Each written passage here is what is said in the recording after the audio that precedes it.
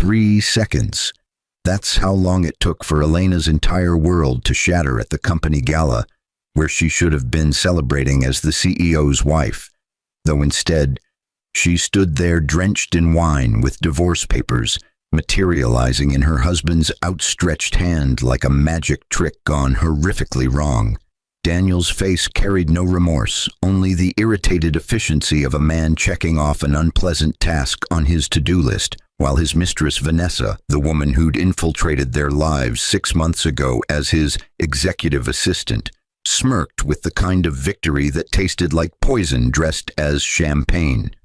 But the real dagger came from the in-laws, the people Elena had supported financially through her secretary salary that was actually carefully calculated allowances from her real income, the family members who'd lived rent-free in properties her trust secretly owned, the very same people who now applauded Vanessa like she'd rescued their son from a terrible fate rather than destroyed a sacred vow. What none of them suspected, what Elena had guarded more carefully than her pregnancy itself, was that every dollar in Daniel's business account, every contract that had miraculously come through in the past 3 years, every investor who'd taken a chance on his startup, all of it traced back to her, the global trillionaire's sole heiress who'd orchestrated an elaborate test of love from behind the curtain of normalcy. She was Elena Montgomery, though only her lawyers and her dying grandmother knew it. The rest of the world, including the man who shared her bed and put this baby in her womb, knew her as Elena Rodriguez, the hard-working secretary who'd supposedly maxed out credit cards to help fund his dreams. The prenuptial agreement he'd forced her to sign to protect his assets would be comedic if it weren't so tragic, given that her family's lawyers had let it stand purely as part of her social experiment, knowing that the Montgomery fortune was protected by trusts older than Daniel's entire family lineage. But now, as Vanessa's wine-stained handprint marked Elena's dress like a brand, as Daniel's mother kissed the mistress's cheeks with maternal warmth she'd never shown Elena, despite 3 years of devoted care, as his father declared, "This is how it should have always been," Elena felt something shift inside her that had nothing to do with the baby and everything to do with the woman she'd been before she'd tried to become someone worthy of ordinary love. The question wasn't whether to reveal her identity. The gala was being held in a hotel her family actually owned, hosted by companies her consortium controlled, attended by people whose careers could end with her phone call. The question was whether the moral lesson she'd intended to teach Daniel about loving someone beyond their bank account had instead taught her something darker, about human nature itself. What Elena couldn't know in this moment of devastation, as wine dripped from her dress and divorce papers crumpled in her shaking hands, was that her greatest test of character was still ahead, and that a man disguised as poor as she'd disguised herself as ordinary would soon enter her life, helping her through childbirth and single motherhood, with a kindness that expected nothing in return, proving that authentic love existed even if she'd failed to find it the first time. And when she finally showed them all who she really was, when the in-laws who'd cheered her humiliation discovered they'd been living on her charity while spitting in her face, when Daniel realized he'd divorced the sole heiress to an empire that made his company look like a lemonade stand, would their kneeling and begging for mercy be enough to satisfy the justice they deserved? Or would the true victory be found in the family of 6 children she'd built with a man who loved her first as a struggling single mother before ever knowing about the billions? This narrative explores the dangerous intersection of hidden identity testing in relationships, the corrosive effects of unchecked ambition on family values, the redemptive power of authentic love found in unexpected places, and how true character reveals itself through actions toward those perceived as powerless. You will understand the risks of concealing one's true self, even for noble reasons, how betrayal often comes from those we've sacrificed the most for, the psychology behind family loyalty corrupted by social ambition, why true character is measured by how we treat those we perceive as powerless, and how second chances at love can heal even the deepest wounds when built on genuine foundations. This story delivers powerful lessons about maintaining dignity in the face of betrayal, the importance of authenticity in all relationships, the karmic nature of justice, how true strength is demonstrated through restraint rather than retaliation, and the beautiful reality that genuine love recognizes value beyond wealth, all while providing the emotionally satisfying narrative of the underestimated rising to reclaim their power, the arrogant facing consequences for their cruelty, and the ultimate reward of finding true love and building a happy family with someone who valued character over currency. The crystal chandeliers of the Grand View Hotel cast prismatic light across 500 faces, each one a witness to what should have been Elena's triumph, though the wine soaking through her white silk dress told a different story entirely. The liquid was warm. Vanessa had held the glass long enough to ensure maximum staining capacity, her red manicured fingers releasing it with the precision of someone who'd rehearsed this public execution in her mind countless times before tonight. Elena's hand moved instinctively to her stomach, a protective gesture that had become automatic in her 7th month of pregnancy, though the baby kicked as if sensing the danger radiating from every direction in this ballroom that suddenly felt more like a courtroom. "Sign them." Daniel's voice carried the same tone he used with vendors who'd failed to meet deadlines, devoid of the warmth that had once made Elena believe in fairy tales, despite her family's warnings about fortune. "Hunters." His hand extended toward her with divorce papers that somehow looked freshly printed, despite the gala happening in real time, suggesting premeditation that made the betrayal cut deeper than the initial shock. "I've had my lawyers review everything. You'll get nothing beyond what the prenup stipulates, which I believe amounts to about $50,000 given your minimal contribution to the marriage." The crowd had formed a circle now, their champagne glasses held at chest level like shields, their eyes hungry for drama that would fuel gossip for months across the city's social circuit. Elena recognized faces she'd smiled at for 3 years, business partners Daniel had secured through her family's secret machinations, investors her trust had anonymously guaranteed, even the mayor whose campaign her foundation had funded without credit.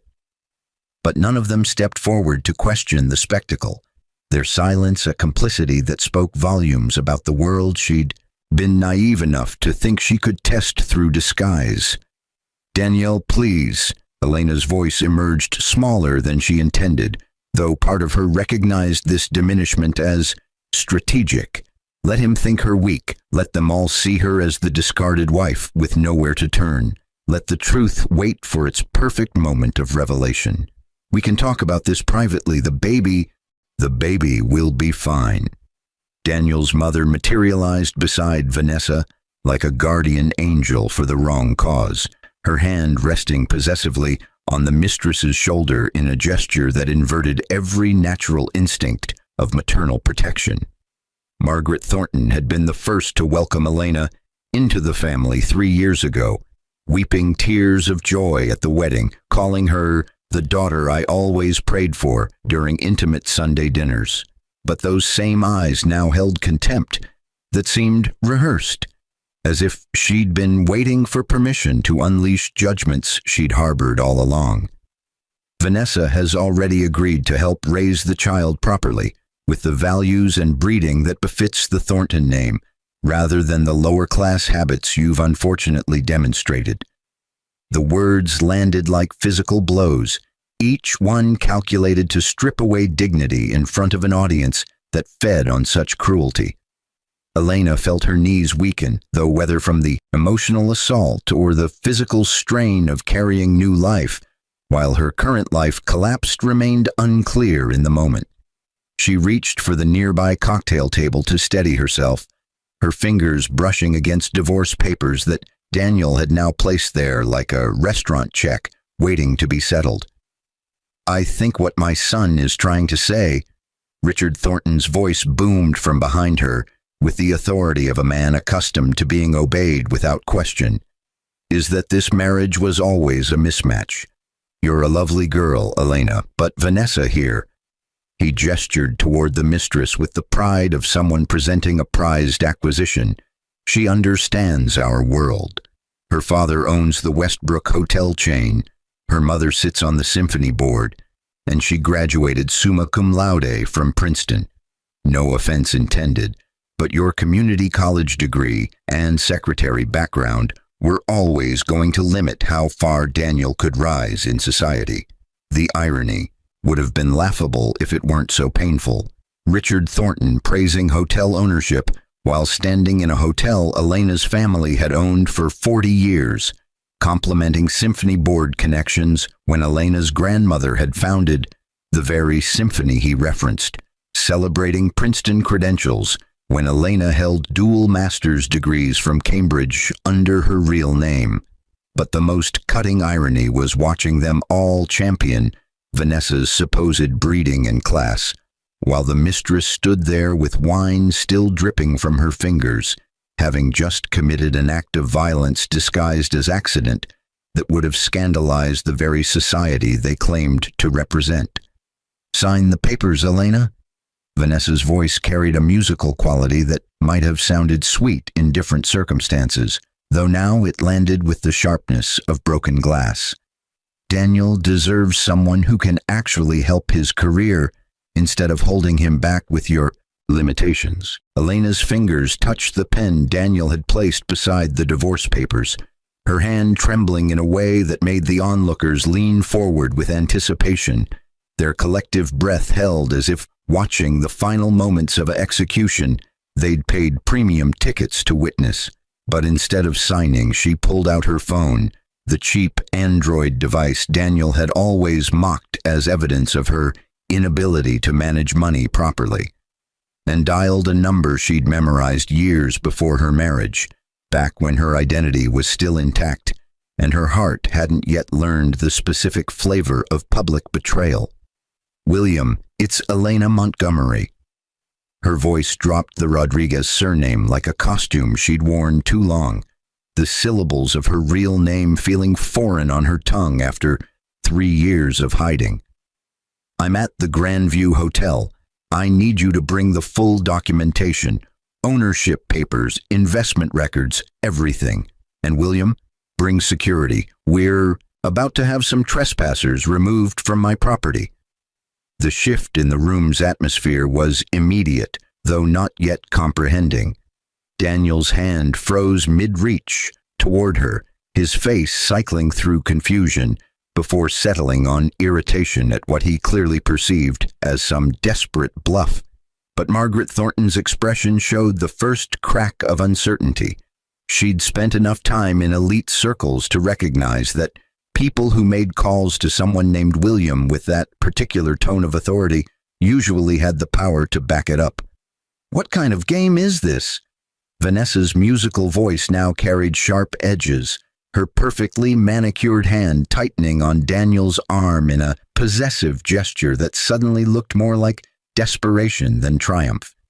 "You can't just make prank calls to delay the inevitable. Sign the papers or we'll have you removed for causing a scene at Daniel's company event." "My company event," Elena corrected softly, her other hand still resting protectively on her pregnant belly, while her eyes scanned the crowd for the hotel manager she knew would be somewhere in this ballroom. "More accurately, an event held in my family's hotel, celebrating the 3-year anniversary of a company that would have declared bankruptcy 18 months ago if my investment consortium hadn't purchased all of Daniel's debts and restructured his entire business model. But please do continue telling me about my limitations and lower-class habits. I'm finding this educational." The crowd's murmur started as a whisper, but grew into a wave of confused speculation. Several people pulled out their phones, fingers already flying across screens as they searched for information that Elena knew they'd find. Business journals documenting the Montgomery Global Consortium's Mysterious rescue of Thornton Technologies. Society pages featuring photos of Elena Montgomery at charity galas years before her marriage. Forbes articles about the reclusive trillionaire heiress who disappeared from public life 3 years ago for reasons the press could only speculate about. "You're lying." Daniel's voice carried less conviction than his words suggested, his eyes darting between Elena's face and his mother's increasingly pale complexion. "Elena Rodriguez from Queens, who worked as my secretary, who could barely afford rent before we married. You expect anyone to believe you're some secret heiress?"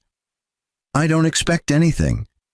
Elena felt the baby kick again, harder this time, as if the child inside her was celebrating the death of deception, even while mourning the father who'd chosen cruelty over curiosity. "I simply stated facts that William will verify in approximately—" She glanced at her phone's timestamp. 4 minutes. "But since we have time, let me address a few specific points. Margaret, the townhouse you've lived in for the past 2 years, the one you believed Daniel purchased for you as a Mother's Day gift, that's 447 Riverside Drive, property of Montgomery Family Trust, which I've allowed you to occupy rent-free while you insulted my cooking, criticized my clothes, and made jokes about my unfortunate background at every family dinner." Margaret's champagne glass slipped from her fingers, shattering against the marble floor with a sound that punctuated Elena's revelation like an exclamation point. The older woman's face had drained of color, her hand reaching for her husband's arm in a mirror of Vanessa's earlier gesture, though Richard looked equally stricken as connections began forming in his businessman's mind. "Richard, those miraculous contracts that saved Thornton Technologies last year," Elena continued, her voice gaining strength with each word as 3 years of suppressed truth finally found release.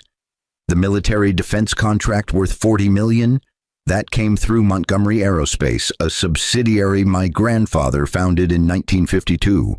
The hospital equipment deal that Daniel celebrated as his breakthrough moment, Montgomery Medical supplied those hospitals for 30 years before your son was born, and that investor meeting in Singapore that Daniel claimed secured your company's future, I was in the room, not as Elena Rodriguez, the secretary, but as Elena Montgomery, the primary shareholder voting to approve the bailout package that prevented your bankruptcy."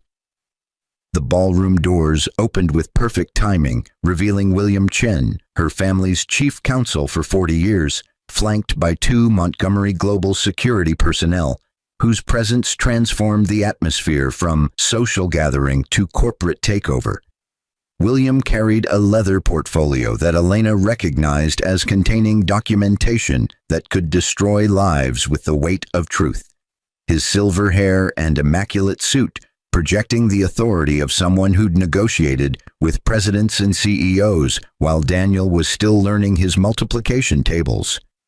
"Ms. Montgomery," William's formal acknowledgement of her real name rippled through the crowd like an electric current, triggering a fresh wave of frantic phone searches and shocked whispers. "I have the documents you requested. Shall we proceed with the property reclamation and contract terminations?" The leather portfolio opened with a sound that seemed magnified in the sudden silence, papers emerging like evidence at a trial where the verdict had already been written in invisible ink 3 years ago. William spread documents across the cocktail table where divorce papers still waited for a signature they would never receive. Each page a revelation that transformed Elena from discarded wife into puppet master of the very empire her husband had pretended to build through his own merit. "Let's begin with property ownership."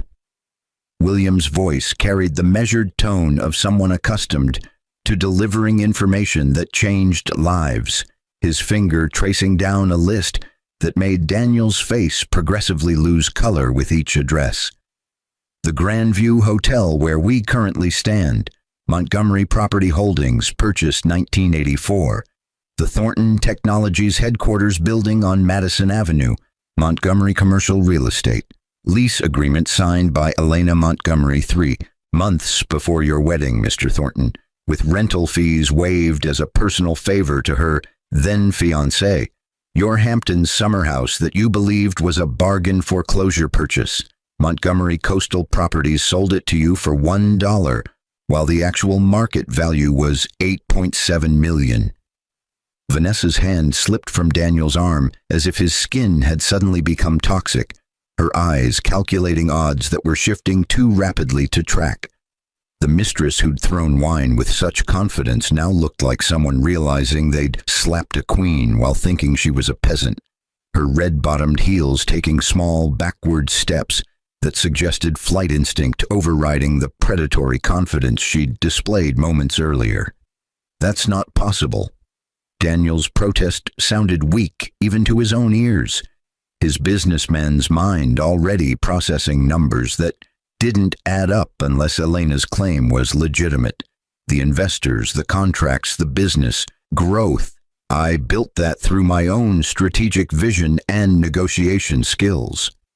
You built it through Elena's strategic financing and her family's connections, though you were permitted to believe otherwise as part of her social experiment. William pulled out another document, this one stamped with the seal of Montgomery Global Consortium's investment division. Every major contract your company secured in the past 3 years was facilitated by Montgomery subsidiaries or partner organizations. The venture capital firm that provided your Series B funding, Montgomery Ventures, with Elena as the primary decision-maker who approved your application despite 7 other firms rejecting it as too high risk. The manufacturing deal with Chen Industries that you celebrated as proof of your business acumen?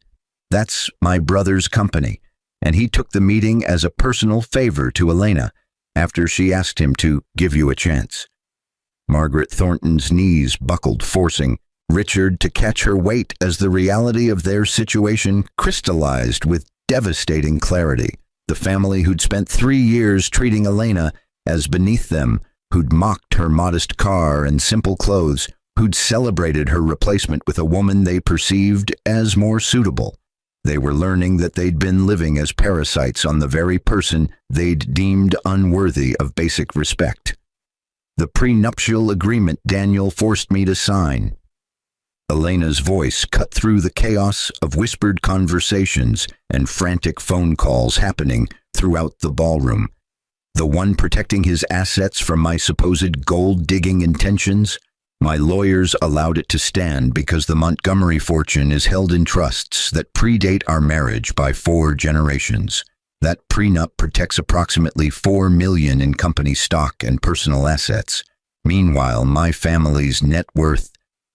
She paused, letting the number hang in the air like a guillotine. Blade currently exceeds $1.2 trillion across global holdings in aerospace, medical technology, commercial real estate, and sustainable energy.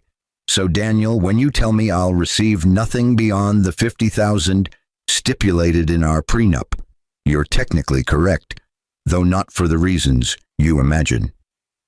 The wine stain on Elena's dress had dried into a map of humiliation that would remain visible for the rest of the evening, though its symbolism had inverted, no longer evidence of her powerlessness, but rather a permanent record of the night. The Thornton family destroyed their only bridge to unimaginable wealth and influence through their own arrogance and cruelty. Please. The word came from Margaret, though it emerged as barely a whisper, her previous contempt replaced by dawning horror as she calculated everything they'd lost in the span of 15 minutes. Elena, sweetheart, there's been a terrible misunderstanding. You have to understand. We believed. You believed I was poor, so you treated me as disposable. Elena interrupted, her hand moving protectively over her pregnant belly as the baby kicked, as if the child inside sensed its mother finally reclaiming her power.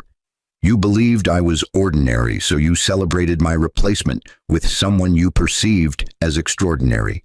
You believed I needed you, so you felt entitled to cruelty disguised as family dynamics. But you never once asked yourselves why a secretary could afford to anonymously pay your medical bills when Richard had his heart attack, or how a woman with a community college degree could speak 5 languages fluently, or why someone supposedly struggling financially never once asked Daniel for money despite him constantly offering to help me budget better. Richard Thornton dropped to his knees with an impact that echoed across marble floors, his pride dissolving in the face of consequences he'd never anticipated. His hands clasped together in a gesture of supplication that would have seemed theatrical if the desperation weren't so genuine, his voice cracking as words tumbled out in a rush. Everything we have, our home, our company, our reputation, it all traces back to you. Elena, please, we made a mistake, a terrible mistake, but you can't destroy our entire family because of one night of poor judgment. One night? Elena's laugh held no humor, only the bitter recognition of self-deception finally shattered. This wasn't one night, Richard.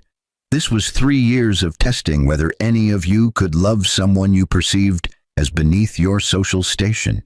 3 years of watching you tolerate me as long as you believed I was the best your son could attract. 3 years of waiting for even one moment where you defended me instead of diminishing me.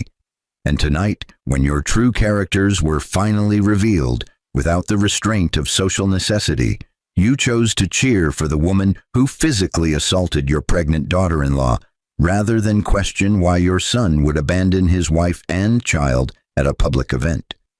Vanessa had disappeared into the crowd, her red dress vanishing between bodies that parted for her exit like a sea rejecting pollution.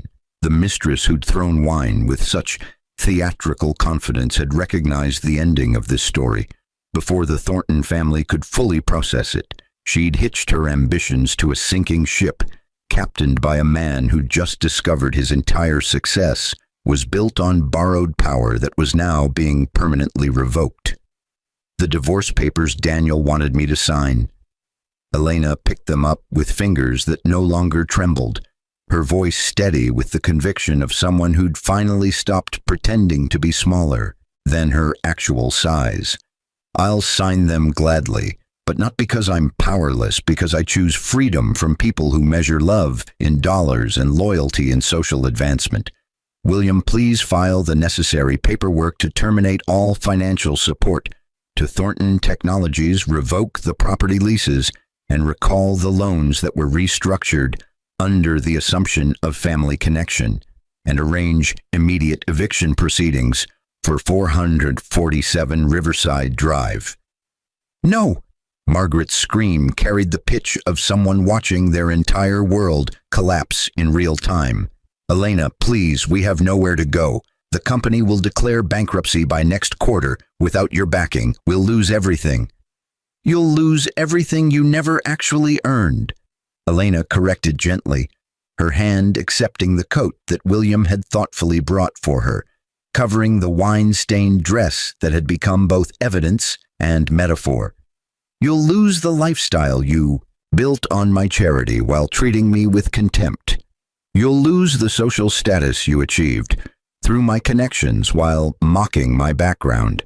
Perhaps losing everything you took for granted will teach you something about gratitude, though I suspect you'll more likely learn about consequences.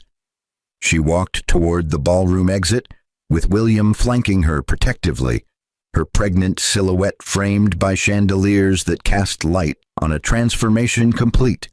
Behind her, the sound of Margaret's weeping mixed with Richard's desperate pleas and Daniel's stunned silence created a symphony of regret that was simultaneously satisfying and hollow.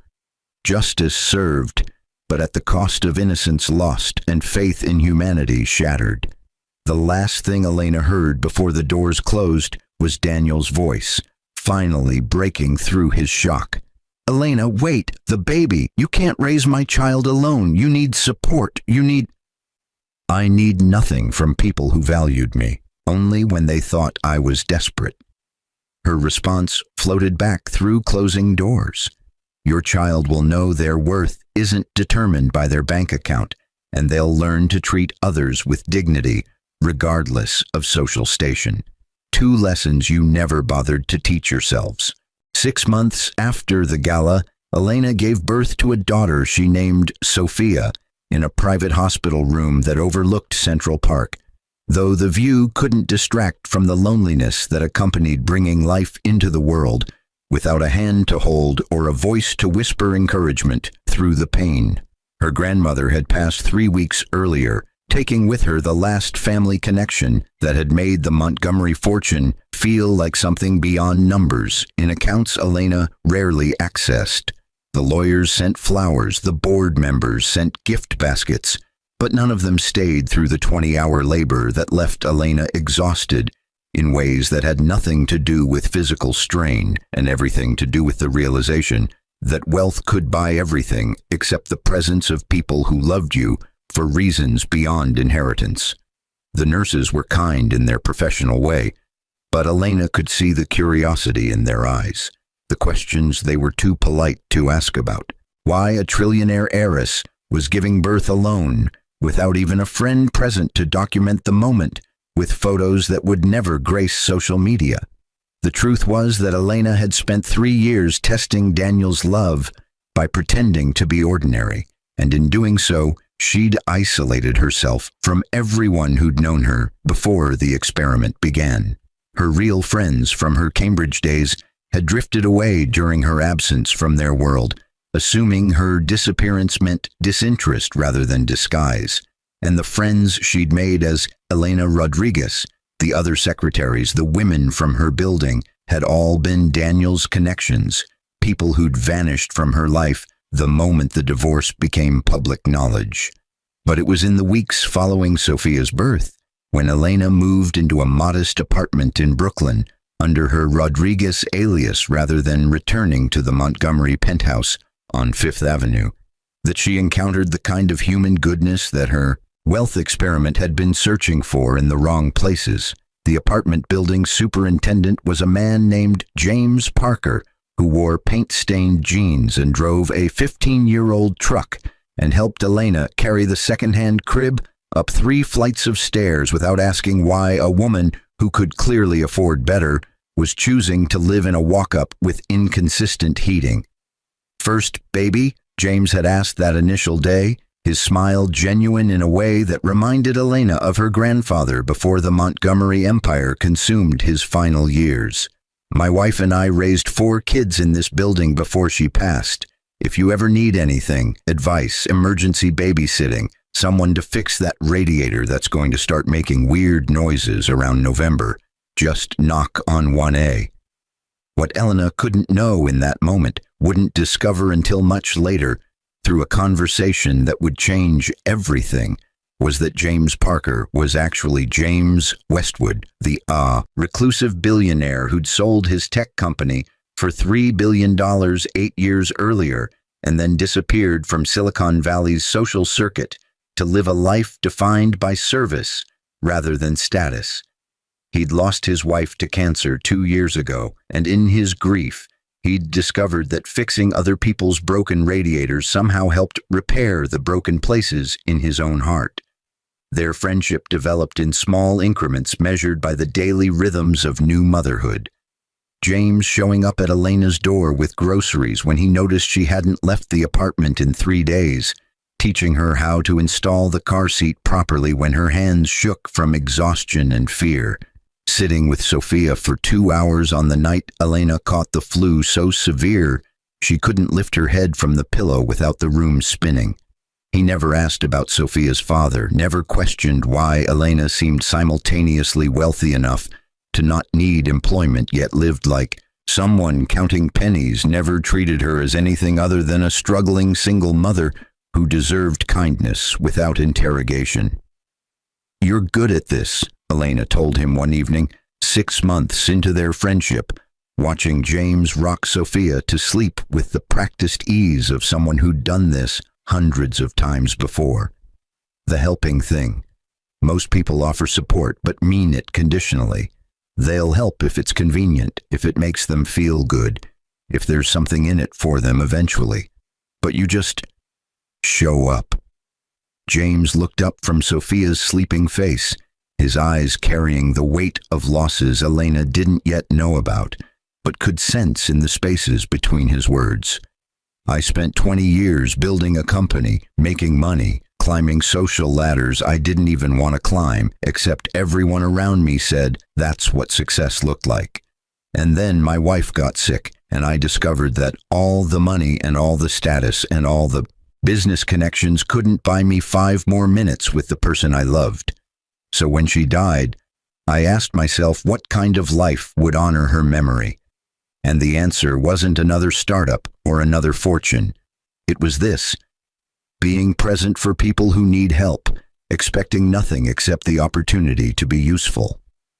Elena felt tears forming before she could stop them, the emotional walls she'd built since the gala finally cracking under the pressure of encountering someone whose actions matched his words without requiring tests or disguises to verify authenticity.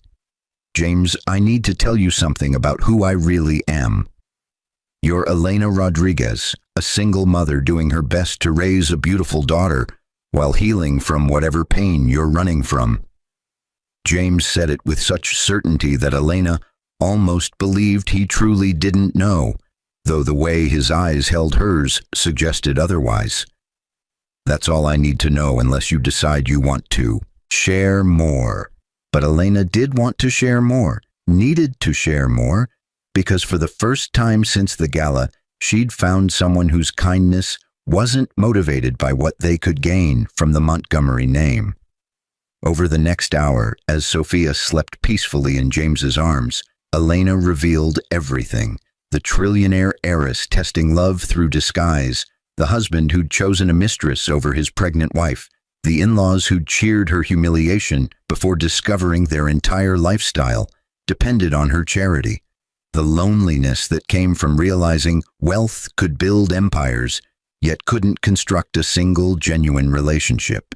I was James Westwood, he said when she finished, his voice carrying no pride in the revelation, only acknowledgement of a past life he'd chosen to leave behind. I sold Cloud Tech Systems 8 years ago for $3 billion, gave half to cancer research in my wife's name, put the rest in trusts for my grandchildren, and then I just walked away. Started fixing things for people who couldn't afford to pay repair companies.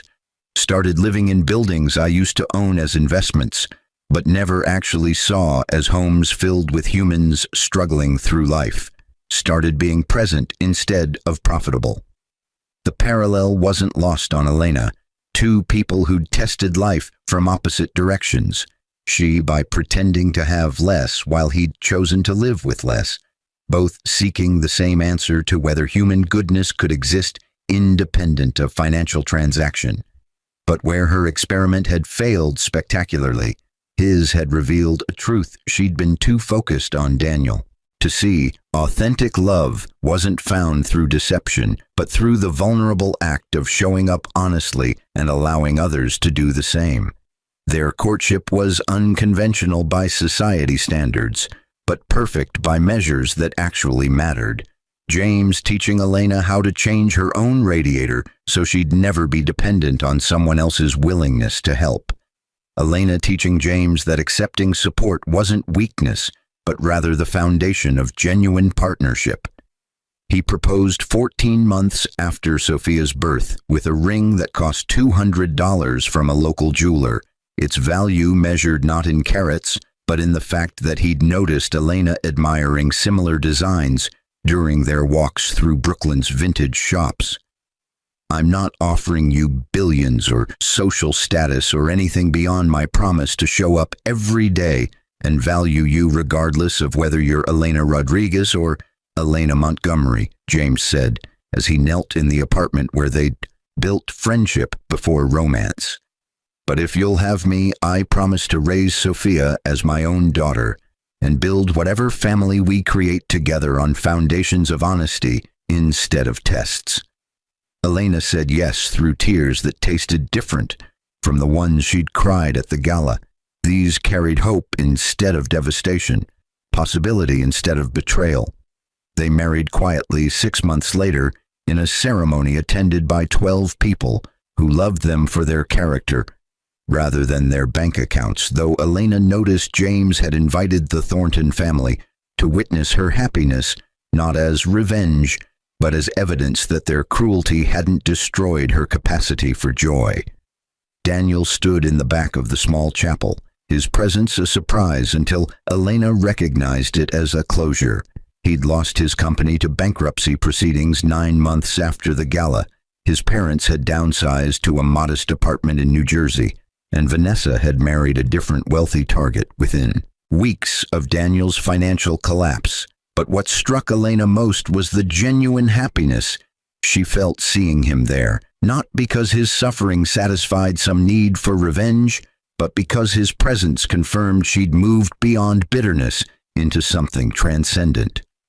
Over the next 8 years, Elena and James built a family that eventually included 6 children, Sophia and 5 more, each one raised in an environment where wealth was acknowledged but never flaunted, where kindness was valued above achievement, where helping others was considered success more meaningful than any business victory. They split their time between the Brooklyn apartment, where they'd fallen in love, and the Montana ranch James had purchased as a retreat, teaching their children that home was defined by presence rather than property value. Elena never returned to active management of Montgomery Global Consortium, instead transforming it into a foundation focused on supporting single mothers, funding programs that taught financial literacy without judgment, and creating pathways for people to rebuild lives after betrayal or loss. James partnered with her in this work, his tech expertise complementing her business acumen in ways that multiplied their impact beyond what either could have achieved separately. On their 10th anniversary, as they watched their 6 children play in the yard of their Montana home, James asked Elena if she ever regretted the years she'd spent testing Daniel's love through disguise. She thought about it carefully before answering, her hand finding his with the automatic comfort of a decade spent building trust through consistent presence rather than dramatic gestures. "I regret the method, though I'm grateful for the lesson," Elena said finally, her eyes tracking Sophia, now 12 years old, as she helped her youngest brother climb the tree swing James had built last summer. "I thought I was testing whether someone could love me without money, though what I actually learned was that love isn't something you can test or verify through experiments. It's something you build daily through showing up honestly and allowing yourself to be seen completely. You taught me that. And these 6 beautiful children are living proof that the right love was worth waiting for." The Thornton family never fully recovered from their fall, though Elena ensured they weren't destroyed entirely. She'd paid off their remaining debts anonymously and helped Richard find modest employment through a Montgomery subsidiary that didn't advertise the connection. Not because she forgave their cruelty, but because she'd learned that mercy was more powerful than revenge, and that her children would inherit her character more than her fortune. And sometimes late at night, when James held her close in the darkness of their bedroom, Elena thought about that gala 6 years earlier, the wine-stained dress, the divorce papers, the in-laws who'd cheered her humiliation, and she felt grateful for the breaking that had preceded this beautiful building. Because authentic love, she'd discovered, could only be constructed on foundations cleared of deception, watered with genuine presence, and cultivated through the daily choice to value character over currency in all its forms.